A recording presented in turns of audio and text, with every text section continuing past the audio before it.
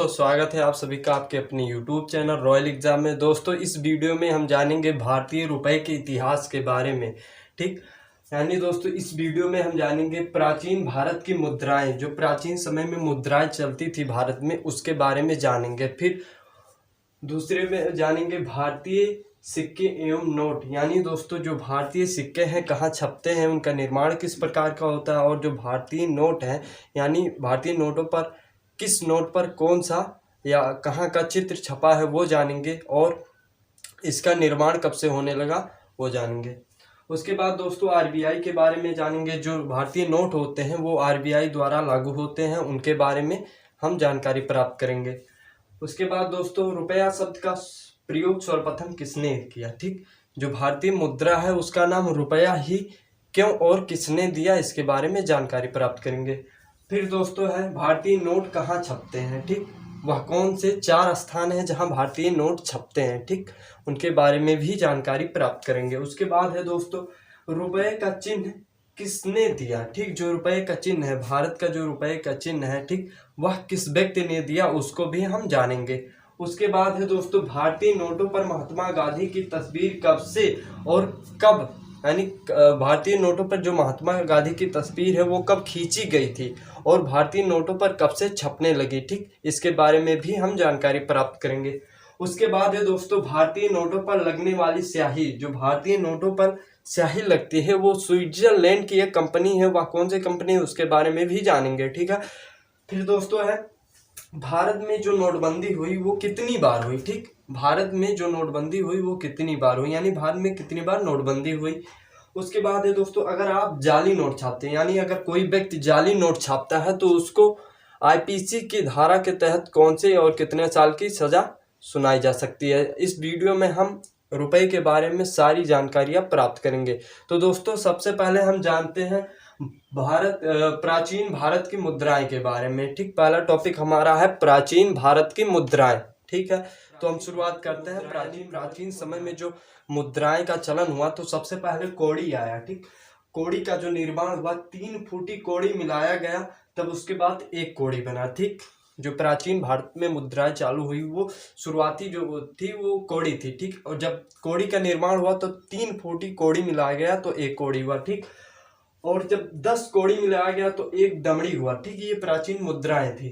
10 कौड़ी मिलाया गया तो 1 दमड़ी हुआ, और जब 2 दमड़ी मिलाया गया तो 1 ढेला हुआ। ठीक, 10 दमड़ी मिलाया गया तो 2 दमड़ी मिलाया गया तो 1 ढेला हुआ। उसके बाद जब 1 ढेला बराबर 1.5 पाई के बराबर माना गया। ठीक, और जब 3 पाई हुआ, ठीक, यानी तो सही है, अगर 3 पाई हुआ तो 1 पैसे के बराबर हुआ। ठीक, और अगर 4 पैसा जब हुआ तो 4 पैसा 1 आने के बराबर हुआ। ठीक, प्राचीन इतिहास में जो मुद्राएं थी वो 4 पैसा जो थी वो 1 आना के बराबर था। फिर जब 1 आना से लेकर 16 आना तक जोड़ा गया तो 1 रुपए के बराबर हुआ, जो इस समय चल रही। ठीक, 1 रुपया बराबर 16 आना भी कह सकते हैं। ठीक, यानी 16 आना बराबर 1 रुपया।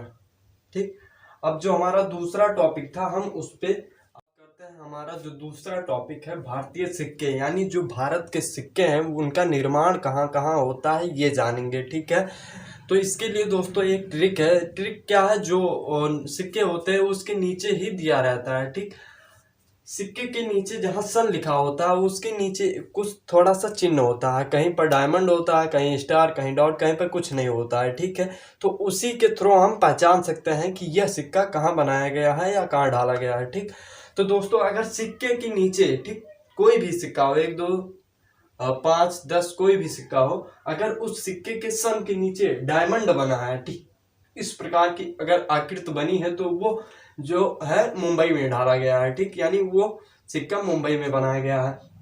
अगर डॉट है, ठीक, बूंदी है, डॉट है तो नोएडा में बनाया गया है। ठीक, अगर किसी सिक्के पे सन के नीचे डॉट है तो वह सिक्का नोएडा में बनाया गया है। ठीक, और अगर किसी सिक्के के सन के नीचे स्टार बना है तो वह हैदराबाद में बनाया गया है। ठीक दोस्तों, अगर किसी सन के नीचे स्टार बना है, स्टार वाला चिन्ह है, तो वो हैदराबाद में बना है। अगर किसी सिक्के में कुछ नहीं है, ना डायमंड, ना स्टार, ना डॉट, तब क्या होगा, अगर कुछ नहीं है दोस्तों, तो अगर कुछ नहीं है तो वह कोलकाता में बनाया गया है। ठीक है, अगर किसी भी सिक्के के सन के नीचे कोई भी आकृति नहीं है, ठीक, तो वो समझ लीजिएगा कि वह सिक्का कोलकाता में बनाया गया है। ठीक है, अब दोस्तों हम बात करते हैं भारतीय सिक्के नोटों के बारे में। सिक्के के बारे में तो हमने जान गए, लेकिन अब नोटों के बारे में जानते हैं कि नोट कहाँ कहाँ बनते हैं और जो नोटों पर आकृति है वो किस किस स्थान की है। ठीक, और जो उस पे महात्मा गांधी की तस्वीर है वो कब से छपने लगी, और जो तस्वीर छपने लगी वो कब खींची गई थी महात्मा गांधी की। ठीक, अब हम ये टॉपिक जानते हैं भारतीय नोट।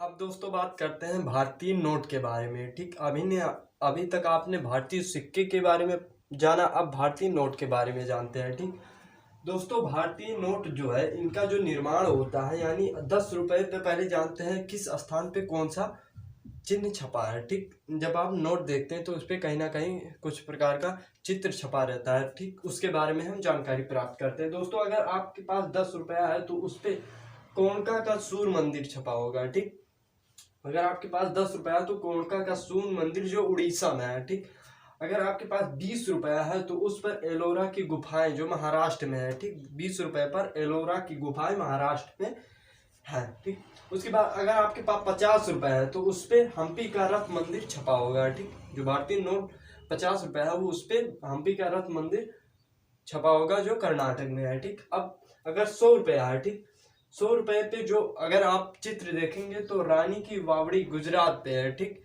ये नए वाले नोट है, नोटबंदी के बाद वाला जो नोट जारी हुआ था वो 100 रुपए पे जो है रानी की वावड़ी गुजरात में है, और जो पुराना वाला है वो कंचनजंगा का पर्वत वाला है। ठीक, पुराना वाला नोट।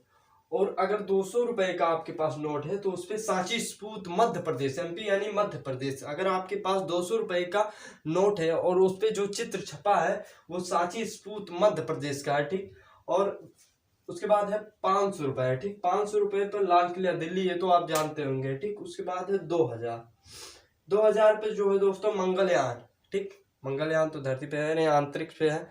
ठीक, तो जो 2000 है वो मंगलयान है। ठीक, अब दोस्तों बात आती है कि जो भारतीय नोट होते हैं वो किस कागज के छपते हैं। ठीक, तो दोस्तों मैं बता दूं, जो भारतीय नोट होते हैं वो काटन के छपते हैं। काटन जो होता है उसके छपते हैं, क्योंकि काटन मजबूत होता है। ठीक, इसीलिए जो भारतीय नोट होते हैं काटन के से छपते हैं। ठीक, कॉटन के कागज से। दोस्तों बात करते हैं आरबीआई की। ठीक, हम जो भारतीय नोट लागू होते हैं वो आरबीआई के द्वारा ही लागू होते हैं। ठीक, तो अब आरबीआई के बारे में जानते हैं। ठीक, जो दोस्तों आरबीआई का फुल फॉर्म होता है रिजर्व बैंक ऑफ इंडिया। ठीक, आरबीआई का जो फुल फॉर्म है रिजर्व बैंक ऑफ इंडिया। जो आरबीआई है भारत का केंद्रीय बैंक है। ठीक, यह आरबीआई भारत का केंद्रीय बैंक है और यह सभी बैंकों का संचालक है। ठीक, जितने भी बाकी बैंक है उसका ये संचालक है। ठीक, जो आरबीआई है भारत की अर्थव्यवस्था को नियंत्रण करता है। ठीक, भारत की अर्थव्यवस्था यानी जीडीपी को नियंत्रण करता है। ठीक, और दोस्तों बता दें इसके संस्थापकों में, ठीक, जब इसकी स्थापना हो रही थी तो उस समय डॉक्टर भीमराव भी शामिल थे इसकी स्थापना पे।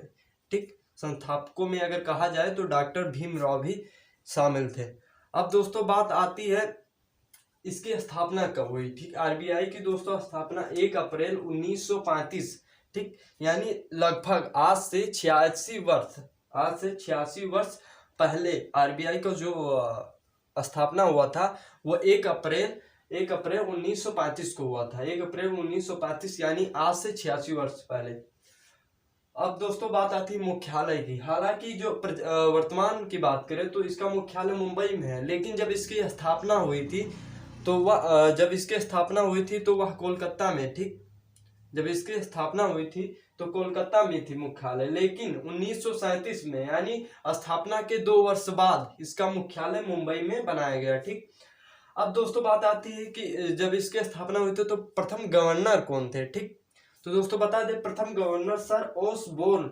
ठीक, प्रथम गवर्नर सर ओसबोर्न 1 अप्रैल 1935 पे ही ये नियुक्त किए गए थे। ठीक, और जो अभी वर्तमान में है वो है शक्तिकांत दास। ये 4 सितंबर 2016 को नियुक्त किए गए थे और अभी भी ये वर्तमान में है। ठीक, दोस्तों बात आती है कि जब इसकी स्थापना हुई थी तब से लेकर और वर्तमान समय तक कितने गवर्नर रह चुके हैं आरबीआई के। ठीक, तो बता दें दोस्तों 25 गवर्नर ऐसे थे जो आरबीआई के रह चुके थे। इसमें हमारे देश के प्रधानमंत्री मनमोहन सिंह भी शामिल हैं। ठीक, और अभी तो शक्तिकांत दास, इससे पहले उर्जित आर पटेल, डॉक्टर सुब्बा राव, तमाम ऐसे आरबीआई के गवर्नर रह चुके हैं। ठीक, और दोस्तों बता दें, और जो आरबीआई का केंद्रीय क्षेत्रीय कार्य है वो भारत के सभी राज्यों में है। ठीक, ज़्यादातर उनकी राजधानियों में है। ठीक, लगभग 29 कार्यकाल हैं और छोटे छोटे केंद्र जो हैं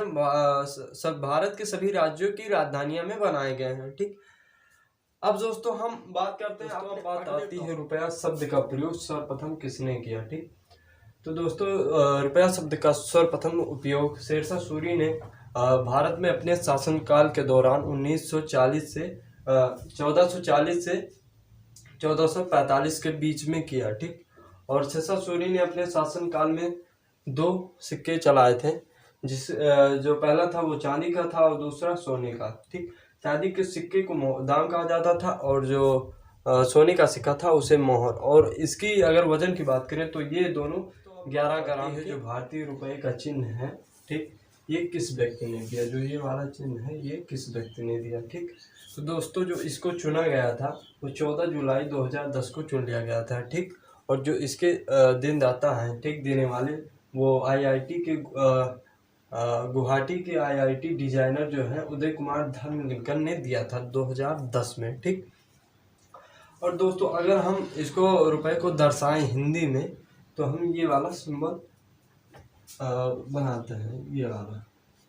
और अगर अंग्रेजी बात करें तो RES RP। ठीक, अगर रोमन संख्या में बात करें तो T से हम इसको रुपए को दर्शाते हैं। ठीक।